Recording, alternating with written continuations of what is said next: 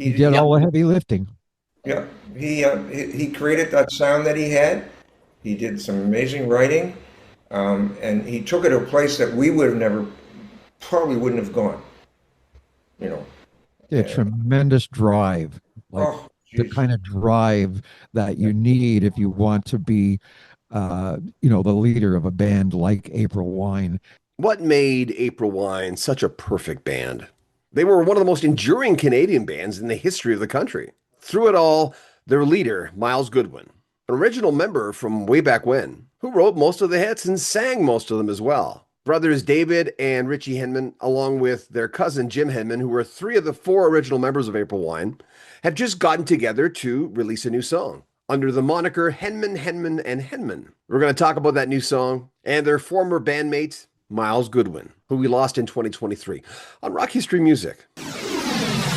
April Wine came together in Halifax, and it was a family affair. Brothers David and Richie Henman, along with their cousin Jim Henman, teamed up with singer-guitarist Myles Goodwyn to form that original lineup. The Henman family literally fueled the dream. The brothers' parents bought them a van and gave them a gas card so they could get around. If you're going to do it, you might as well do it right. With lots of talent and timing on their side, the four recorded April Wine's self-titled debut album in 1971. There were 8 tracks on the album. David Henman wrote 2, Jim 3, Myles 2, and they all co-wrote a song called Wench. But it was the tune Fast Train that became a hit single, their very first. But change came quickly after the release of the first album. Bassist singer Jim Henman left the band. He was replaced by Jim Clench. And that set the stage for Mark II, as Deep Purple would call their incarnations. We'll do the same for April Wine. And that incarnation lasted for 2 albums, On Record and Electric Jewels. And it was on the latter that the band changed again. The Henman brothers left, and in came Gary Moffat on guitar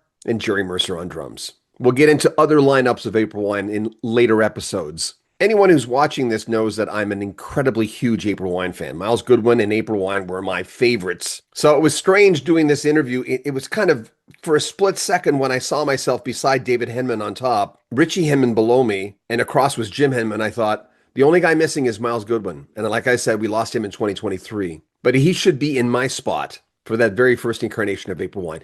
Let's talk about the new song, the fantastic Henman family, which are very close. But these are the guys who started it with Myles Goodwyn on Rock History Music. To you, Myles Goodwyn was? He was April Wine. Yeah, he was. We left. He was April Wine. He did all the heavy lifting. Yeah, he created that sound that he had. He did some amazing writing, and he took it to a place that we would have never, probably wouldn't have gone. You know. A tremendous drive, like the kind of drive that you need if you want to be, the leader of a band like April Wine and dominate radio in Canada for however many decades. He had tremendous. It was amazing to be on stage with him, and look over and see him singing and playing with such intensity. When we had our band house, that his bedroom door was closed because he was in there teaching himself how to play piano and teaching himself. He had a book. He was teaching himself how to write songs for radio. And even before that, taking you back to our first rehearsal, we were originally going to do covers and then try and sneak in our originals.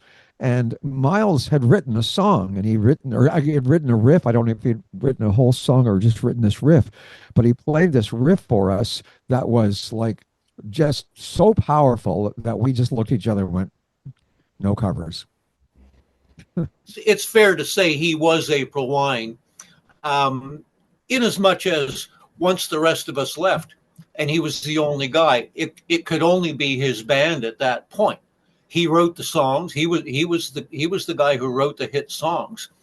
And so either April Wine was Myles or Myles was April Wine. I think it's interchangeable.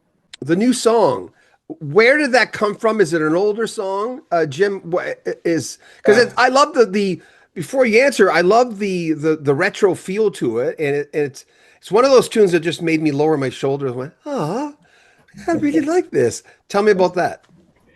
Well, it is an older song. It's like 30 years old, and it was a jam song. When I geez, I think I was living on by Martinique Beach in the eastern shore of Nova Scotia. I had retired from my day job and was going back into writing seriously and trying to perform and have some kind of a little career before I kicked the bucket. And I used to take the whatever I had, that Cool Edit, I think it was called Cool Edit, a little recording program, and I would set up a drum track, a little drum track, and I'd either play acoustic guitar or bass, and I would just jam. It was like fun for me. But this particular time, this song came out with that she's so cool, that just came out, and there was a little verse there, and the chord pattern was there, and everything. It just happened, and I put a bass on it, put an electric guitar on it, and did things like that. But I didn't do anything with it because I was playing at that time kind of rootsy stuff, acoustic rootsy music, some blues and Delta bluesy stuff and it didn't fit in with what I was doing at that time because I didn't know exactly where I was going. So I let it sit there for probably 10 years, and then I was out in Nelson. You and I were talking about Nelson earlier, John.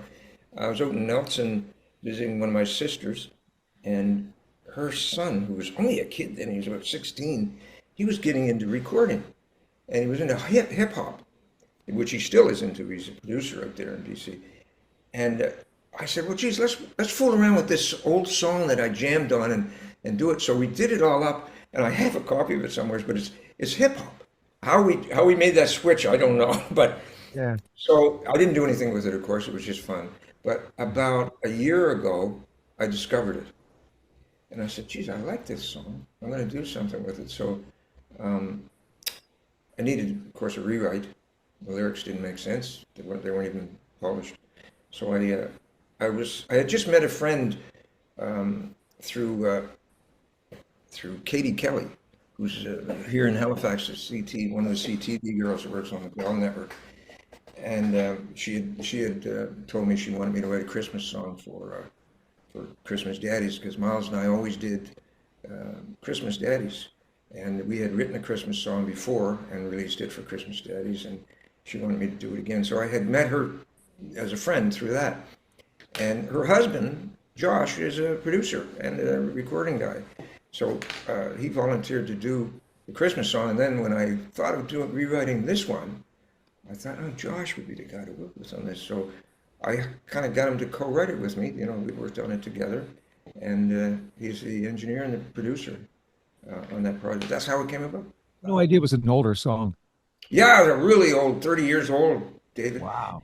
I wanted to be about Halifax, and I went through a whole bunch of transitional things on that to try to make it feel, like you said, retro. Yeah. And Well, David, it does feel retro, but it also feels current at the same time. To me, it kind of bridges a pretty broad spectrum of styles. And yeah, I can hear the elements of hip hop in there. That's sure there is a surprising. little. I did leave a little in. Yeah. Yes, I did. Musicians don't retire. So what's your guys' thought on that? Yeah, that's you can't not do this. You can't just walk away from it. Yeah, Yeah, I, it's not like a regular job where you can just one day put all the tools in the briefcase away and just say, no, I'm not doing that anymore. Yeah. It's an addiction. It's a drug. Yeah, it's a curse. It's a blessing and a curse. But yeah, you Yeah. can't. I mean, look at the Stones. They're doing their supposedly they're doing their final tour now, right? This is the big one. Well, if how long do you think they're going to be on the planet once they stop doing what they do? Because that's the whole thing about aging. Whatever you're doing, if you've been climbing stairs all your life, don't stop. If you've been putting on your socks while standing up and keeping your balance, keep doing it. What about you, Jim? I agree. You know what? I don't know what I'd do if I didn't do this, Yeah. um, because I'm not a golf player. I tried it, but I hurt my back. Uh, I don't have anything else that you can say. Kind of, you take a hobby and make it into something that you love doing, and you try to do the best you can, and it keeps you going. I would drive my wife crazy I learned to ask people how they met. How do you guys, even if they're miserable, they'll light up. They go, oh yeah, well, but purpose isn't a thing that I've learned in interviews that people go, oh God, I think I'm doing my best work, even if it's not true. And a lot of times, being able to produce that music, doing this thing that you were doing when maybe in '64 when you saw the Beatles on Ed Sullivan, there's something to that because I just got back from a woman's house and her parents watch TV for 10 hours a day. And I'm going, some days that's fine. Yeah. You know what? It's interesting what you said there about some people are doing their best work. A lot of guys that I associate with, songwriters I associate with, Jim being a perfect example, and this Yeah. song being a perfect example, are writing their best songs in their 60s, 70s, and maybe 80s. You know, I've got a friend who's, he's an okay songwriter. He's written some okay songs, but now that he's, much older, he writes songs that I just have me on the floor. Yeah. Yeah. Well, there's a depth to that, right? When you get older, you dig Yeah. deeper. Yeah, your experience comes into play. Your instincts that you've developed for however many decades and your experience, they come into play. Yeah. Richie, has music always been in your life? Oh, always. Probably since the age of 5 or 6 when I Yeah. fell in love with Patty Page. But we do Richie this. We froze. start doing this Oh, here because he is. it fills some place in our souls. And when people start paying you to do it and enable you to make a career out of it, that's the icing on the cake. But when that's gone, the cake remains. The cake That's is right. still there to Yeah. be, once you've eaten all the icing, the cake is still there to enjoy. Have you guys always been in contact with each other? I mean, are you guys that kind of family? I know you guys are brothers, but you're the Yeah, cousin, it Jim. really is that kind of family. Yeah. Yeah. Yeah. Yeah, David Rich, Jim David has a Rich. Jim has a large family. Almost all of them are musicians, and now some of the Jim's son is a songwriter. And yeah, there's a lot of music in this family. Well, I can't help but, when I was Richie, I was reading the book and which I really enjoyed, as I told you before, the van story. Again, we'll get to the song in a second, but that van story, what parents would do that was a nice little van that you guys traveled around in the early days. How did that come about? Did you have a piece of crap before? What happened?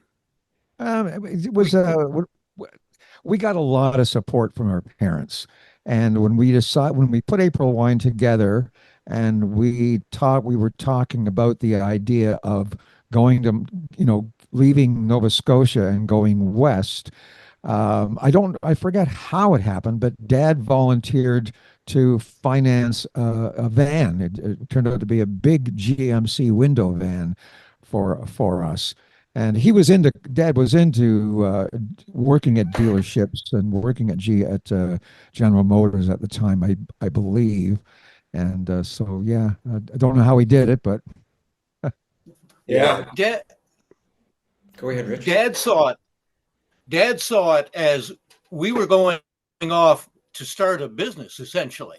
And Dad's attitude was that you can't be successful if you're broken down on the side of the road somewhere and missing a show. yeah. So he insisted on a brand new van. And on top of that, he gave us an ESSO credit card that would enable us to keep gas in it and keep it serviced.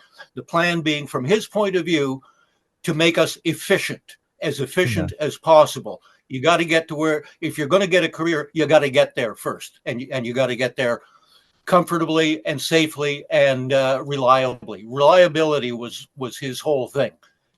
Yeah. He was Yeah. they were And pretty supportive. we had good parents. David and Richie, how did you guys was it a phone call? How did that beautiful, because everyone loves a reunion. I was telling Jim that like maybe 50 times the last hour we were talking, because people are nostalgic, and I mean, really there was 4 guys on that first April Wine album, and I'm talking to 3 of them right now. And so everyone loves a reunion. How do you guys get involved? It was kind of serendipitous, I think. I don't think it was intended as a reunion. But then there we were, all three of us, and so but I don't think it was intended that way. But it's just, I mean, when Jimmy sent me the song, I just was fell in love with it instantly, and I was like, Jim, what's going on here? Where did this come from? Because it's not so much that Jim's other songs aren't up to this song. It's just that it's so different from what I'm used to hearing from Jim, which is much more Americana, much more folky. But with Jim writes folk songs that focus on the rhythms. Uh, I don't know what you would call that, but and this song's no exception. It's got really, really catchy, really strong rhythms, but it's so different from what I'm used to hearing. I was almost shocked, and I wanted to get on board instantly. Yeah, Richie. It was just Jim emailed and said, "Do you want to play on a song that I wrote?" And it was like, "Yes, when can I do it?" That's all. It would have been the same if David had anytime if either of these two guys calls and says, "Can you play on one of my songs?" Yep.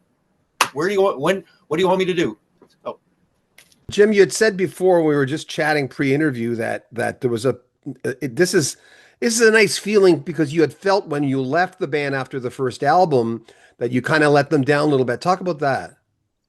Yeah, I did. I always thought that, and I talked to Myles about it a couple of times too, because I felt the same way with him.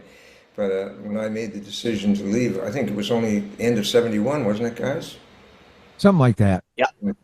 Yeah. We'd only been together 2 years at that point. We had achieved a lot in 2 years. We were working on our second album. Second album. And I came away with knowing why I did it, but at the same time, I didn't tell anybody. Well, I didn't know at first why I did it. It was later on that it hit me why I made that decision, really, why I was feeling the way I felt. But I always felt like I had let Dave and Rich down, more than Myles, perhaps. Dave and Rich, because there was a relative issue. They were cousins, cousins. And I had talked them into starting this band. I remember I had gone to David and said, David, I was at university, so the three of us were, weren't we, at St. Mary's? And I said, David, I can't handle this university thing. I'm not doing well, whatever. I want to quit. I want to start a band and take off. We'll write some tunes and take off. And I kind of talked David into it on one level, and that was up until he said, well, I want you to go talk to Myles to see if he'll join us, which I did, and which I talked him into. But Richie, I believe Richie was a little more conservative. He said, I'm not quitting university. I'm going to keep going until I see where this is going. I believe that's true, isn't it, Rich? I wanted to hear the songs first. Oh, it was I needed to hear. I needed to hear the music, so I'd that was like, okay, if the songs are good, that's as close as I'll get to a guarantee, and it didn't take long. No, it didn't take long, and I think at that point, when I left, I felt like I owed them something, and I could never ever pay them back for having kind of abandoned them in a certain way on something that I had really promoted from the first. So when I thought of having David and Rich on this song, for me it was like, yes, this has to be. They have to be on this song, no matter what. Full circle. Full circle. With this coming together, and I know you said it's not worth putting an album together, but fans are going to go, wouldn't it be nice? And are you going to call it Henman? Just Henman? David and I have been talking about that. What did we come up with, David? Do you remember? We come up with Henman, and Henman. That was it. Henman, and Henman. That was it. My memory's not as good as David's. Isn't it interesting though how Canada just knows your name? I mean, the thing is, there's no one who knows about April Wine who would never. I mean, you have to have a start, and the start is the most important part, and then you got to keep slugging at it. But the fact that Canada knows the Henman name, which has got to be satisfying for you guys. Yeah, I mean, it is satisfying. I think Dave and Rich would agree with me. I'm very proud of what we did, and I realized that when Myles took over as center of the band, he took it in a direction that would have been different than we did. Yeah. And you can tell from this song that we're working on that it would have been different.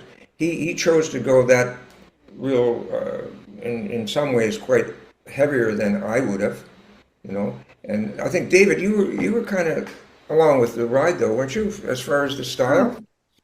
Well, I was very at the time. I was very anti-commercial and anti-mainstream. I wanted to do Frank Zappa and Captain Beefheart and anything off the wall. I wanted to go completely outside the mainstream. And then Miles wrote that song Fast Train, which to this day still sounds fresh. It still sounds like it was written this morning. And and that to me that then I was like, oh, I like that. Maybe I could do that. So it changed my thinking around 180. Richie, I think I told you last time we talked. There was when I heard You Could Have Been a Lady on the radio. My thing was, first of all, I wanted to be there's many drummers who got me to drumming. My son's a very good drummer, but me not so much. But I picked up the drums because of your drumming on You Could Have Been a Lady. That was one of the things when I heard that. Who first of all, before you say anything about that, whose idea was it to bring that song to the? I mean, I know who wrote, it's a Hot Chocolate song, but where did you guys get that? That was our producer, Ralph Murphy, brought that song. He was looking for, he had been asked by our manager to look for a single in case we didn't come up with one. And he brought us that. And what was the other one? Weeping Widow and Bad Side of the Moon. He also brought us, people don't know, at the same time as Could Have Been a Lady, he brought us a song by a new band from California called the Eagles that he had checked with them. It was Witchy Woman.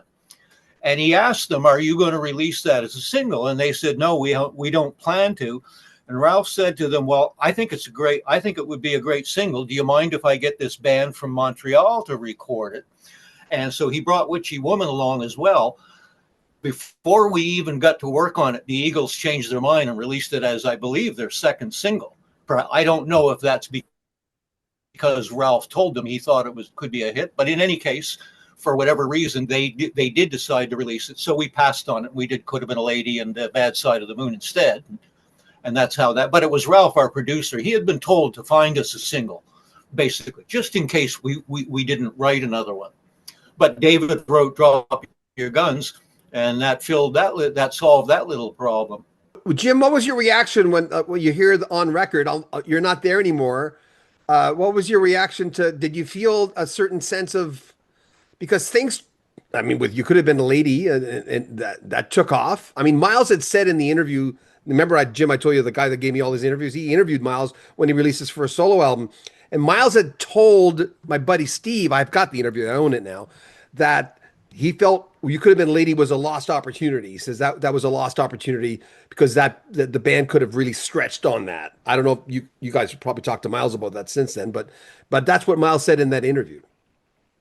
Yeah, I think he told me the same thing. You know, we had some great times the last 7 years that I played with him with the acoustic thing. We talked a lot about different things in life and to do with music. And I got the impression from him that he didn't respect business-wise the management and people involved in the business side. And it's really funny because when David and Rich and I, when Miles invited us up to Massey Hall, 2 years ago, to get September, it's actually 2 years ago exactly, isn't it, this month? Yeah.